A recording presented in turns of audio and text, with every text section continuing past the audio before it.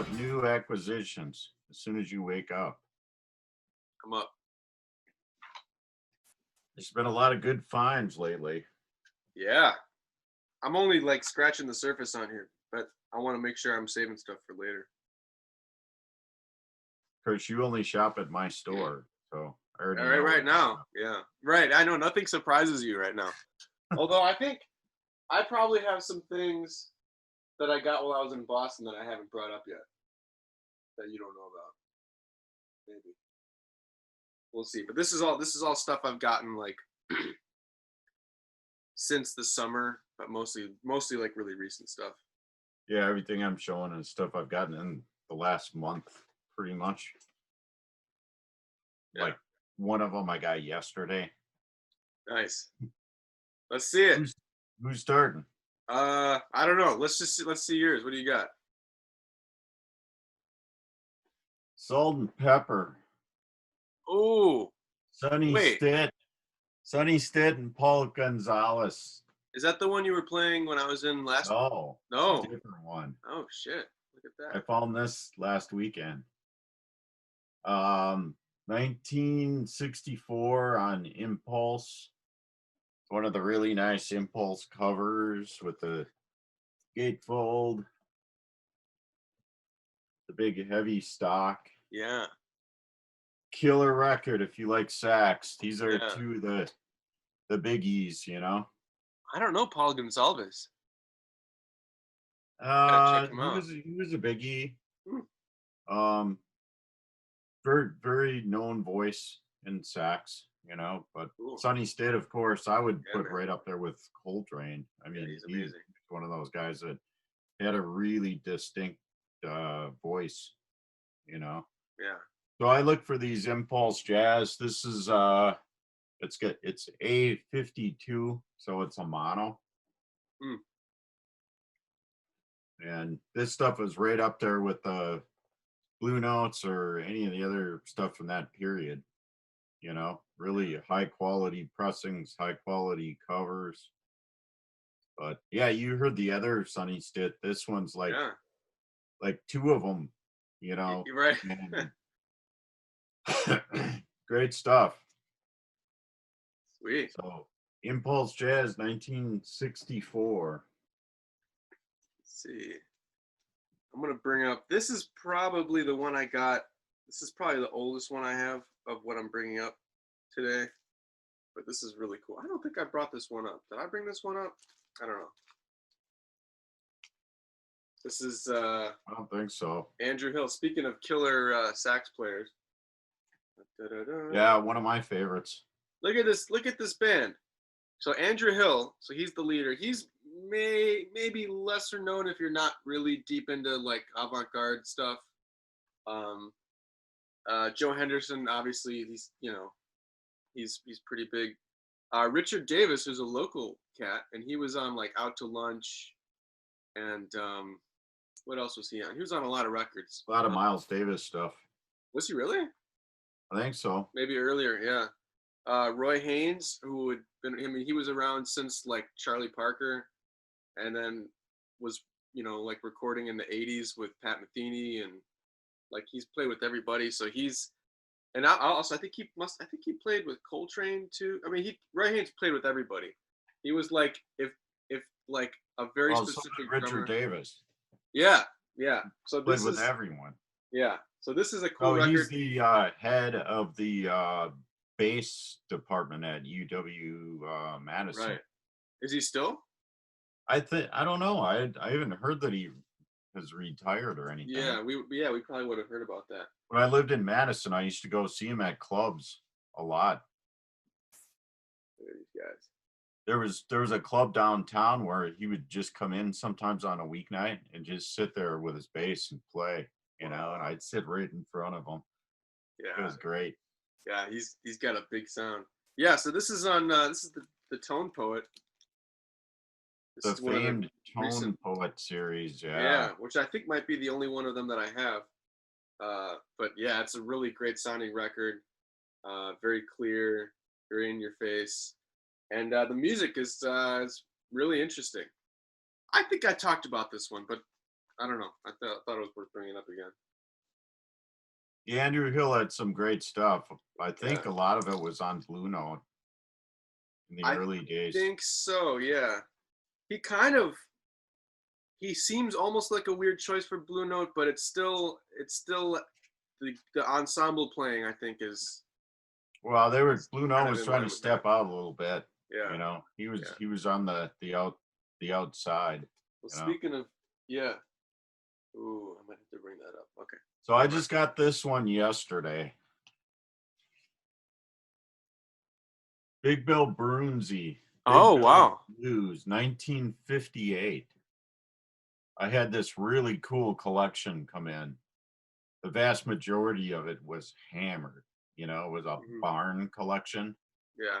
And, you know, it was everything from Van Halen to the Kinks, but there was all this weird blues and jazz stuff mixed in. Hmm. So she said it was like a mixture of a bunch of different people's collections, and it was an estate. So I ended up grabbing this one. This is a really hard record to find. Great blues, you know, live. Big Bill Broonzy was born in 1893. So this was like actually towards the later period of his Hmm. life. His first record was in 1926, and Wow. Big Bill's Blues was actually a 78. It was a song title on 78, Yeah. and I believe in the 40s. So this is, from what I gather, is basically a live session. It sounds he's talking to an audience and he's telling jokes and he's telling stories, and it's pretty cool. Hmm. So yeah, Big Bill Broonzy's one of those guys that I've always looked for, and of course he wrote "Key to the Highway," which is actually on this record. Really good song lineup. There's a lot of stuff that he wrote, but there's like "Trouble in Mind," "CC Rider," which I don't know. He might have written some of those too, and then some gospel stuff like "Swing Low, Sweet Chariot." Um, "Tell Me What Kind of Man Jesus Is." So it's a mixture of like blues and gospel. Hmm. But yeah, just great stuff. This is the Sweet. kind of stuff I look for. 1958, and check out this record, man. I've never seen a record label like this. It's Columbia, but it was the Adventures in Sound series on Columbia. Hmm. Gold label, Adventures in Sound. I've never seen another label like this. Usually they're 2i or 3i. This is a 1i, which is right there. And then it's got this Pull it Adventures up. in Sound thing. Hmm. So really unique label. So that was my find of the week. Nice. Let's Although see it's it. been a pretty good week. I'll bring up. This was kind of my find of the week. I don't ever think I would run into this. Uh, it's pretty sweet. This is Oh, for. you did grab that? Oh yeah, yeah. Yeah, I missed. I like. I had it in my pile like a couple weeks ago when I was in, and I ended up like getting something else instead. And then I was like, you know what? I've never seen this in a store, and um, this is so. For those of you who don't know, it's kind of hard to read. This is Ted Green. The record is called Solo Guitar. I think it's the only record he ever put out under his name. I think he was on a couple other people's records as a sideman, but Yeah, this is the I only. don't see much stuff by him. No, I Of think well course, he was when I was young, I studied the Ted Green jazz series. right. So he's mostly known as like a teacher and he wrote a bunch of instructional books on like chord soloing and single note stuff. Yep. And this is just him ripping through a bunch of like standards and he's also I mean he's got like Old Man River on here, Danny Boy, so some more like traditional stuff. Um, and dude, I mean he's got like a piano kind of like access, like he can play basically whatever he wants whenever he wants. Got this like beautiful Telecaster tone. and really nice interpretation. There's some videos of him too on YouTube, playing in a club. And Oh yeah. yeah, if you like great solo guitar stuff, man, woo! If you can find it, I don't know how you ended up finding, like how someone ended up bringing this in. Because the vast majority of people that shop at my store are players. Yeah, I guess so. Yeah, so like, So it probably came in a collection. yeah, so this is deep. This is something. This you can find, like on iTunes and stuff. So if you want to like find it, because you might not find it on vinyl. But yeah, this is. I want to hold it up one more time. Look at him. He knows how good he is. He knows. So I just got this one last weekend. Whoa. Trident, McCoy Tyner. And this is a trio thing. Who's on there? Ron Carter on bass, Elvin Jones on drums. Woo.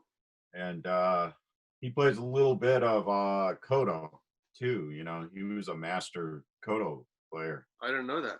There he is hanging out with the boys. Oh man.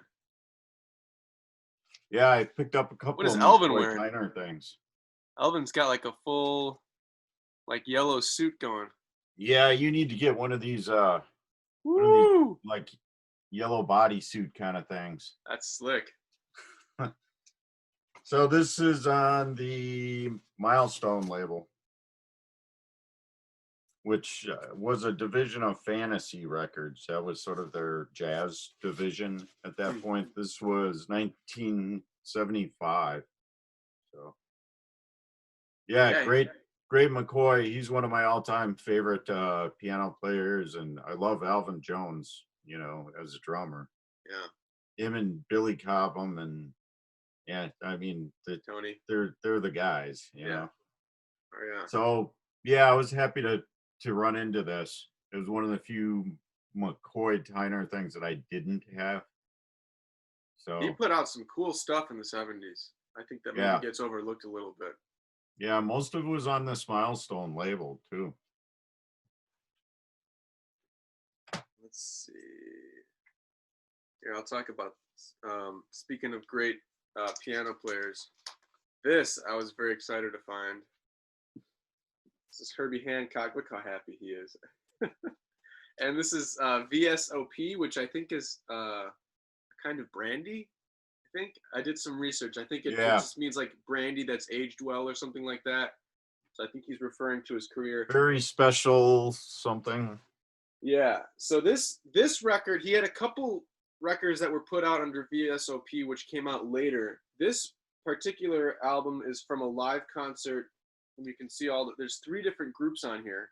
So the first group was essentially the second Great Miles Davis Quintet, but without Miles Davis, who I think was recovering from surgery. So you had Freddie Hubbard on here. So it's, you could also say it's the Maiden Voyage group minus George Coleman, but they play basically, they play Maiden Voyage. But so it's very, so this isn't like the 70s. So the band he's got here is more or less the Headhunters group. And then the band, the second band, which is my favorite on this record, is the Mwandishi group, which is a little bit more avant-garde. Here's some pictures on the inside. So yeah, so the first set opens up and it's like an acoustic set, and this is when he was doing his funky stuff. And he's actually playing electric piano, but playing it like it was an acoustic piano. And it's cool. Like they hadn't played that kind of style in like a decade, basically. And so you can tell that they're like kind of stepping back into it, but the energy is so good, and it's so like, you know, reckless and kind of wild. And then the second side for me is the coolest, man, especially because you got like Benny Maupin. I mean, he played on, I think he was also, he was on the Headhunter stuff too. And Eddie Henderson, who I don't know if he was in Mwandishi. He might have been sitting in, but he had some like really cool effects and stuff like that. And Billy Hart, and Buster Williams, of course. So this is an amazing band. For me, this is the highlight. The Headhunter stuff on here, I don't know. It doesn't like grab me like some of the other Headhunter stuff. Like it just kind of seems like they're showing up, they're playing a groove, and I think that was kind of the consensus, which was what kind of prompted the subsequent VSOP records. Was mainly the acoustic group, and kind of where eventually they had Wynton and Branford Marsalis in that group, and kind of prompted the kind of neoclassical sort of Oh style no. that Wynton started like getting all snobby about, and like anything that wasn't neoclassical jazz wasn't jazz, and stuff like that. Yeah, that kind of lost me. Yeah, it was like because the whole thing about jazz is that you're supposed to be like breaking the rules and respecting the tradition, but the tradition is like always breaking the tradition, and so this Yeah, the Wynn playing gets on a here is little amazing. snobby Yeah, sometimes. that's just part of the deal with And him. his records, the thing is, his records really aren't that great. I mean, They're Bradford's good. stuff is phenomenal, Yeah, but yeah, I don't know, Wynn stuff, it's so contrived. right. It's perfect. It's just not exciting. Yeah, they don't get I've themselves into tried. trouble. I've Yeah, tried to listen to it, but I don't know. Never really stuck. yeah. Well, actually, So I'm gonna show yeah. a Go couple ahead. of new things because there's some really new, cool new reissues coming out.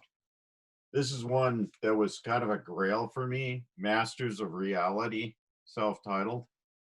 It's a pretty obscure band, but man, if you've never heard Masters of Reality, you need to check into these guys. Look at that Mm, cover. I love the cover. Yeah. I don't even know how to describe these guys. I guess their biggest claim to fame is this is their first record, the self-titled. The second record, they actually hired Ginger Baker to play drums on, and that one is a little more well known. But I really love this one. I mean, the quality of songwriting. I don't even know who to compare them to. Is it like It's proggy or is it it's psychedelic or? kind of approaches prog, but not really. It's just kind of hard rock, Okay. just good hard rock. And some of it's kind of heavy, but the vocalist is very much not a prog vocalist. He's almost got a bluesy kind of vibe. So it's like a blues vocalist with an almost prog band, but really heavy kind of hard rock, a la Deep Purple, or Okay. maybe a little bit of Black Sabbath or something like that. Hmm. But yeah, really good kind of deep stuff, you know. Sweet. And I don't believe this was maybe this was out. It was one of those deals where they pressed one run of them a million years ago, and I believe this is like the '90s when this came out. So Nice. they just did this in blue vinyl. Yeah, it was on Delicious Vinyl, which these guys did a lot of rap back in that era. Hmm. So this is something. I wonder if Rick Rubin produced this.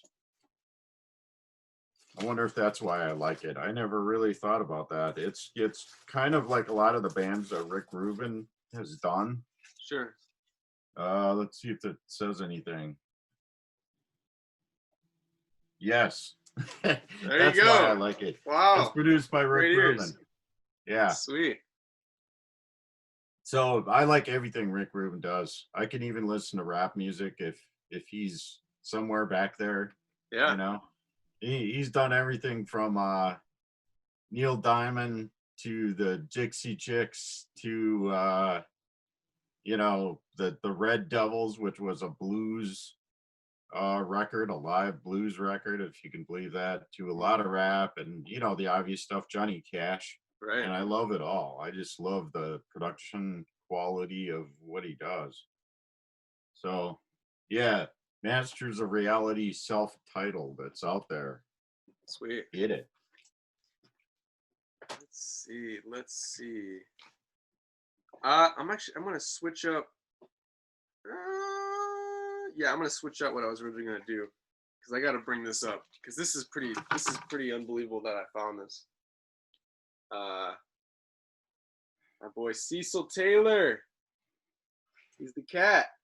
And this is a record. It's called New York City R&B, which is an appropriate title because they're basically playing the blues.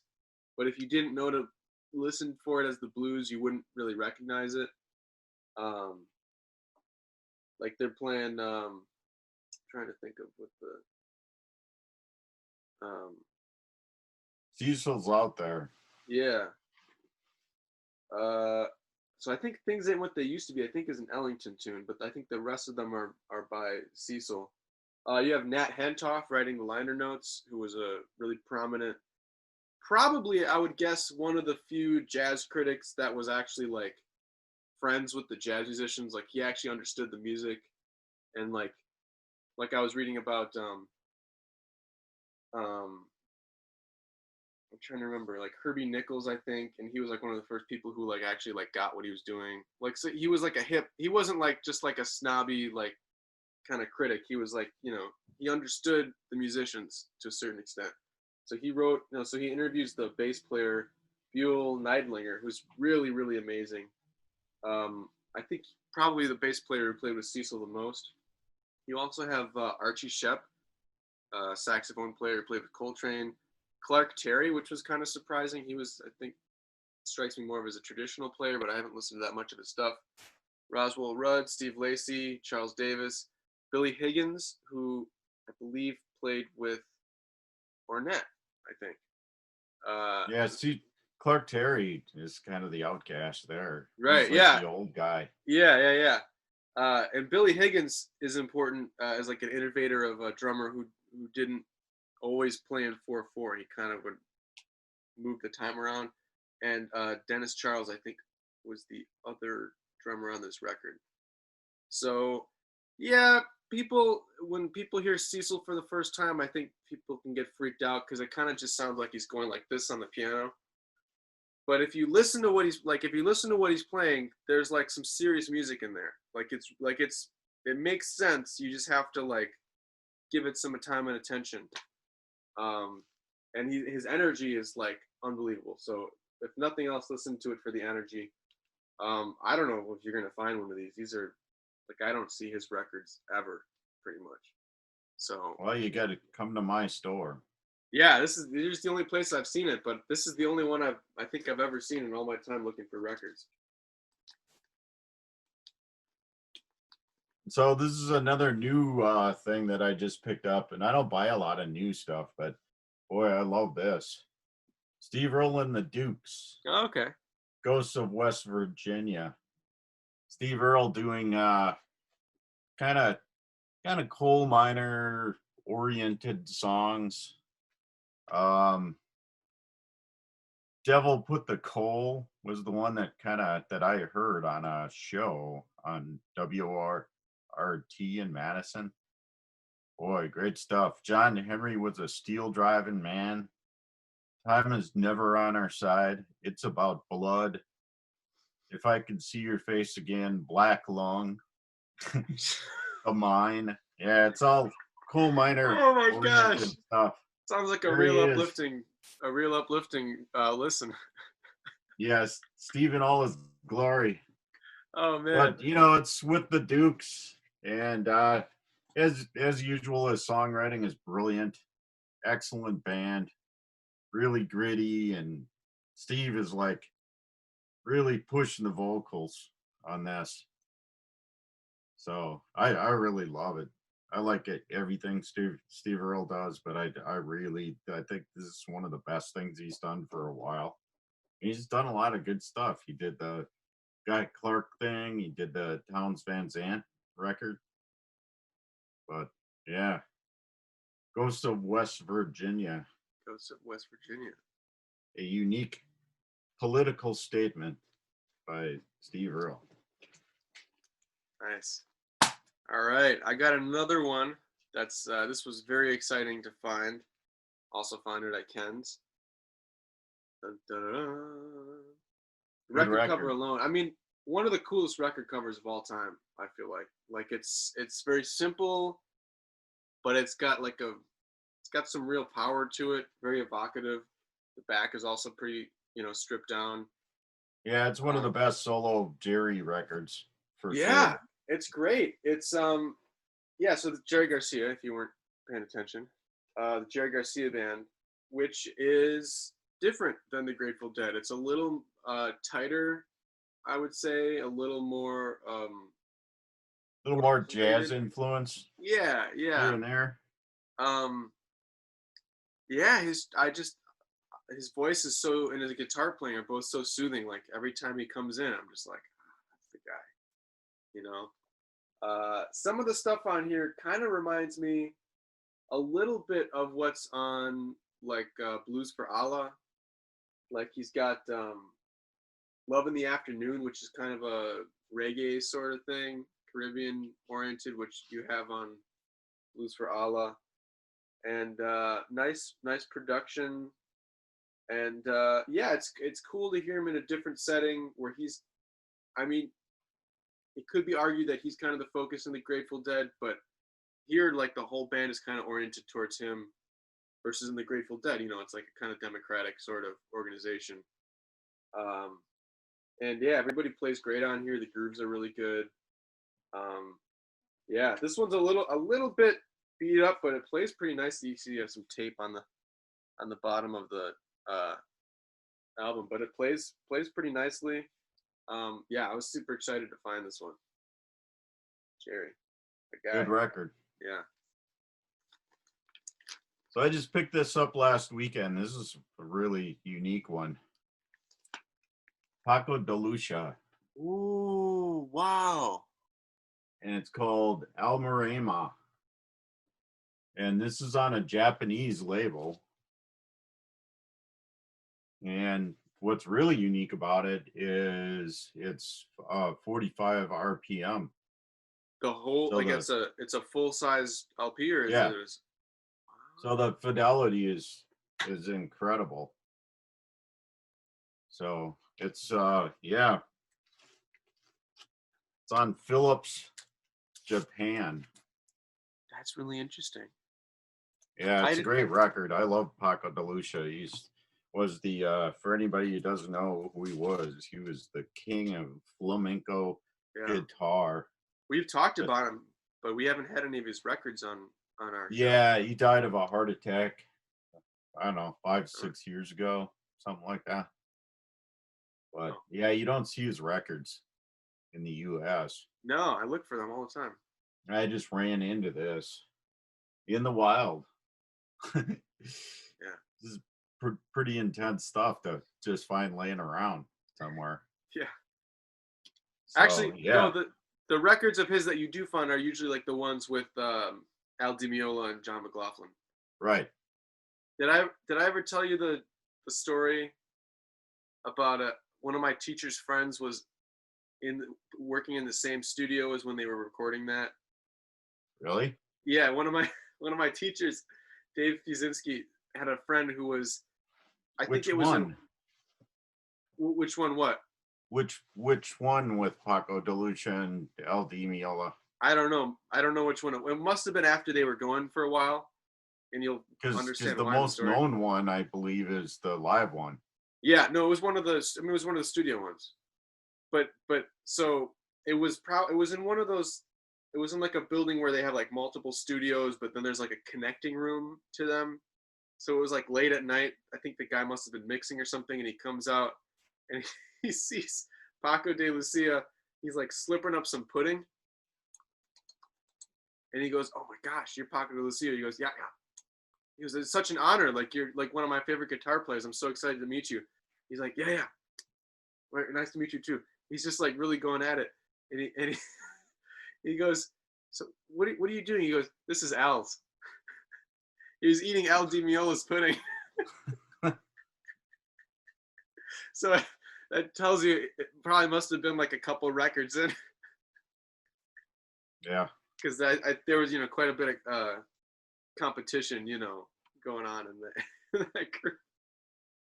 I don't know if anybody was actually competition for Paco. Well, no, but they were all trying to like the process for making the records apparently was like they would record a basic track, and then like they would make it as fast as possible, and then they would take like 20 takes per section to try to get the playing in, because they were just trying to make it so like ridiculously over the top.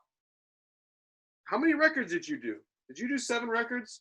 No, I did 6. Oh shit. Okay, I guess so. This works out then. All right. Yeah, I was leaning pretty heavily on the jazz stuff, so I had to include one non-jazz item. As we talked about last episode, my country collection is good but tiny, so I'm working on expanding it. This is the guy. This is Willie. Hey, Willie. And this is called the Red-Headed Stranger, by the way. And it's kind of a concept album, I think. I need to listen to it a couple more times. Yeah. At least the first side, because you have all these pictures that kind of correspond with some of the lyrics. And it's like a nice kind of understated record. Really, like, you know, great singing, great playing. He plays a lot of guitar on this one, which kind of... Well, he's a great guitarist. He is a great guitarist, and that's what I've been like realizing, and I don't think people bring that up enough. Like they, you know, obviously, well, great singer. His hero was Django Reinhardt. You know, that makes a lot of sense. Yeah. Yeah. Yeah, he's got some phrasing where I'm like, how does he get like it? Like, I kind of maybe assumed, because I'd seen a couple of videos from like later where, you know, he'll play like a melody on his nylon string. I'm like, oh, he worked it out or something.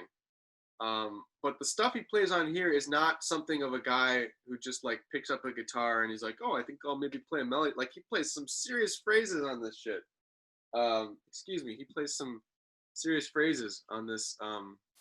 Yeah, he always does. Shit. Yeah. I mean, if you watch his live stuff, when he takes a solo, yeah, he knows what he's doing. He does. He understands. I mean, I guess you can hear it in his singing. He understands how to navigate chord changes and all that stuff.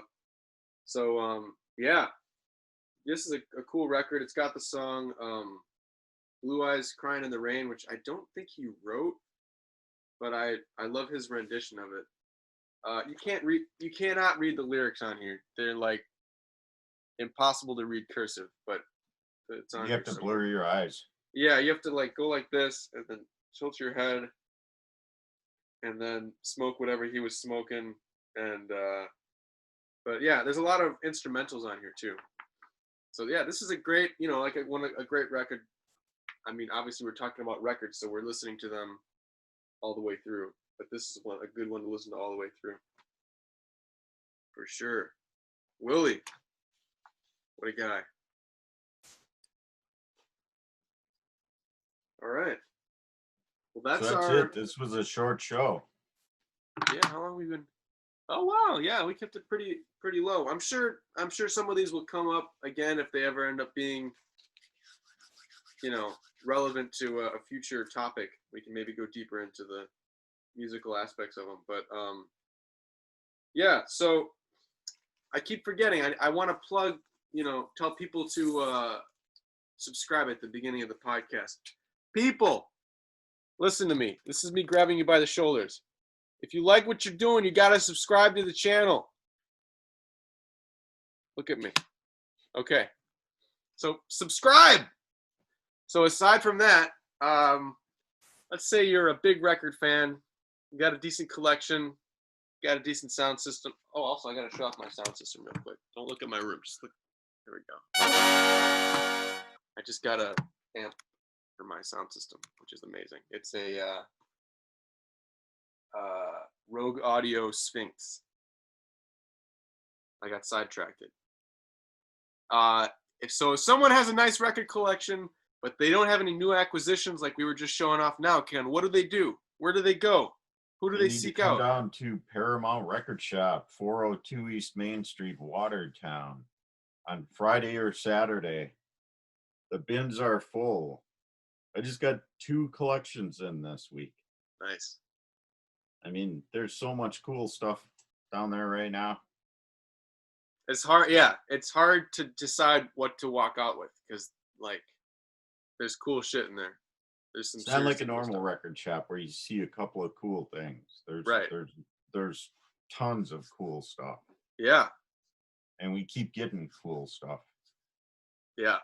Yeah. Every time I go in there, and if you're like worried about the virus, which you should be, or at least concerned, does have a mask. He's got like air purifiers, and if you go in Yeah, like we got it down. yeah, if you go in like early in the day, you'll maybe run into like 1 or 2 people your entire time there. So it's, very low key. Yeah, go check it out. All right. Okay. Next week. Yeah, thank you all for tuning in. We'll be back talking about heavy metal. I don't think so. No disrespect to heavy metal people. All right, we just Yeah. alienated all of our heavy metal fans. All right, bye everybody.